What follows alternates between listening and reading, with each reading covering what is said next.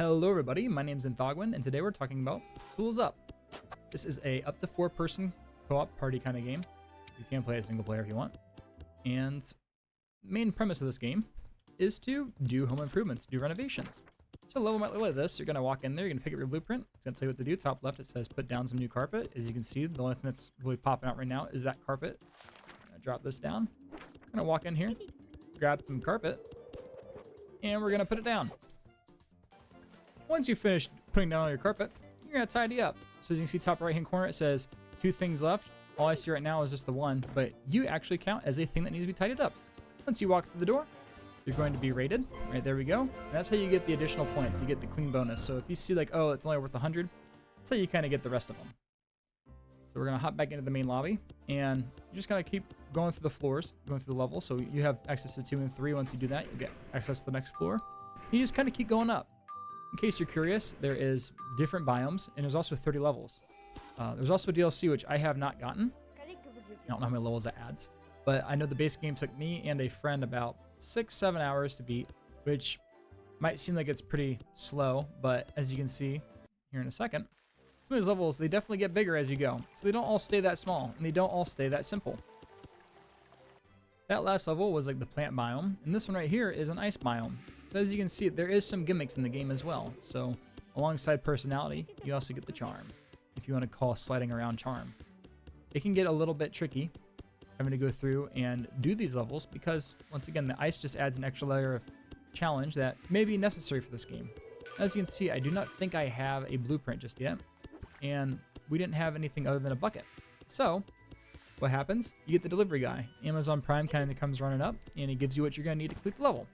Sometimes you gotta wait a little bit, and sometimes you don't. So if I were to guess, which I could be totally wrong, I'm going to assume that we have to take this wallpaper off the wall, and since the carpet kind of matches the paint just a little bit, and it is debatable, maybe you could say it kind of goes somewhere else, but I think this is probably the spot it needs to go. I'm going to assume that this wall right here needs to be painted, and I'm going to wait until I find the blueprint to see if I'm correct. Usually the way the game works is you kind of have some color coordination going on, so you kind of pick that up along the way.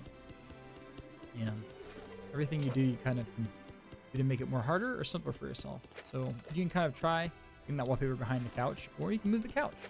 And it's easier with 2 people, which right now I don't have someone else to show you with. If I did, I would, but I'm kind of alone right now. So co-op in this game is kind of delightful if you have a good partner, and it can be really stressful if you don't. You can knock over buckets. You can put the wrong things on. Sometimes you might want to fight over who gets a blueprint. So you kind of have some of that co-op shenanigans you can kind of get into with Lego, because sometimes, depending on who you are, if you're playing with, like, you know, a sibling as a kid, they might be like, I'm gonna be a blueprint guy, and if you have someone who doesn't know how to read blueprints, that can be a headache. A few minutes have passed by, and I'm going to just go ahead and straight guess and say that I think this game is expecting you to know, in this level where I'm at right now, that usually things go color coded, and as you can see, when you place things down, you'll get some progress. So I'm getting about 4% for each carpet I install on the ground. So yeah, there is definitely a system and pattern of the way things go that you kind of will begin to learn. The way that I'm guessing this goes right here is because as you see up here, this wall is the same color as this carpet. And I'm just going to go out on a limb, and we'll find out here in a second. We'll see, is this supposed to be right here or not? It looks like it is.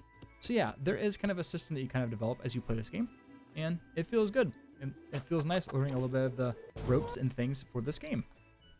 We're just going to go back to the main level once more time. We're going to go up, and I'm just going to show you the next kind of little area you got. You kind of got this spookier vibe right here. Okay? And from there, reach up here, or 11, it goes up to the very tippy top. And we're almost there at the top. There's a little bit of a kind of a cool little thing for the last level. I'm not going to give that away in this video. But as you can see, there's different themes or different vibes that you get from it. And it's just a lot of fun. Once again, here is a blueprint. You're going to open it up and tell you everything needs to be done. So if you look over there, you see there is 1, 2, 3, 4, 5 different tasks, and everything kind of comes to life, and even building walls. So you got a lot. Building walls, putting plaster on the walls, applying wallpaper, taking down old wallpaper, installing carpet, and it can become a lot, especially kind of chaotic when you have more people and you're doing the time attack mode. So it's a lot of fun. Only thing I can really think of that kind of compares to this would be kind of like a, is it Overcooked? I think it's Overcooked, or like a Move Out. It's kind of in that same genre, that same blend. I personally enjoyed this one a lot more than Moving Out because I got a little too stressed out playing that because I wanted to go for perfect every single time. which wasn't always the best, and that's kind of a personal thing. So if you're looking for a good, fun game maybe to play with your child or even a friend, this might definitely be something that might be up your alley. And especially when it goes on sale, I think it's definitely worth the price. So yeah, if you liked the video, please consider liking, commenting, and subscribing. I'm trying to reach 500 subscribers by the end of the year. And this has been Tools Up. I've been Thogwin, and until next time, see you later.